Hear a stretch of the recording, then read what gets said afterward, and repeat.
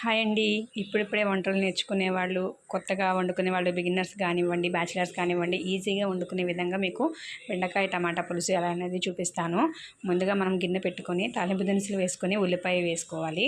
అది వేగిన తర్వాత వెల్లుల్లిపాయ వేసుకోవాలండి, క్లిప్ మిస్ అయింది. తర్వాత కరివేపాకు వేసుకొని బాగా కొంచెం ఫ్రై అయ్యి ఆనియన్స్ మెత్తబడిన తర్వాత మనం టమాటా ముక్కలు అనేది అందులో వేసుకోవాలి. ముందు సన్నగా తరిగి పెట్టుకొని టమాటా ముక్కలు, పసుపు వేసుకొని అది కూడా మొత్తం సాఫ్ట్ అయ్యే వరకు మనం కొంచెం మూత పెట్టి మగ్గనించుకున్న తర్వాత బెండకాయ ముక్కలు వేసుకోవాలి.